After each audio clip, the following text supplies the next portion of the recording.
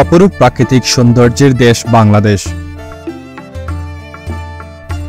মহান স্রষ্টা যেন আপন হাতে এদেশকে মনের মতো করে সাজিয়েছেন।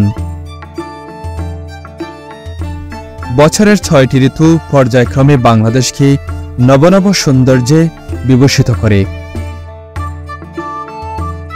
নদীমাতৃক এদেশের দিগন্তজোড়া ফসলের মাঠ সবুজ গাছপালা পাকপাকালির রূপের মাধুর্যকে আরো বাড়িয়ে দিয়েছে।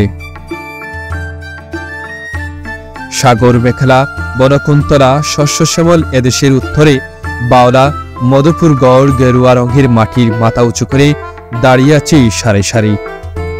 দক্ষিণে বঙ্গোপসাগর, বিস্তৃত সুন্দরবন, পূর্ব দিকে শ্রেণীবদ্ধ পাহাড়ের সারি যেন দেহরক্ষীর মতো দাঁড়িয়ে আছে।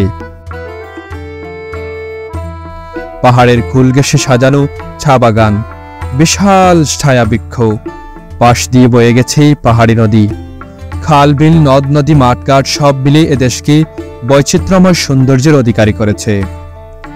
ষড়ঋতুর দেশ বাংলাদেশ, এক এক ঋতু এক এক রকম ফল ফসলের বার্তা নিয়ে আসে আমাদের ধারে। প্রত্যেকটি ঋতুই আপন বৈশিষ্ট্যে উজ্জ্বল। গ্রীষ্ম, বর্ষা, শরৎ, হেমন্ত, শীত আর বসন্ত ঋতু পরিক্রমার এই রূপ মাধুর্য আমাদের মুগ্ধ করে।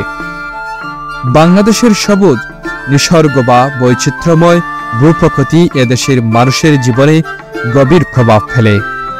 ধর্ম বর্ণের বিষণ্ণতা সত্ত্বেও এদেশের মানুষ এক অসাম্প্রদায়িক চেতনা নিয়ে পাশাপাশি বাস করে।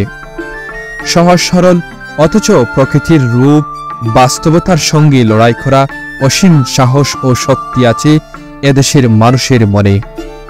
প্রকৃতির বৈচিত্র্য লীলাময় বাংলাদেশকে রূপসী বাংলাদেশ নামে অবহিত করা হয়।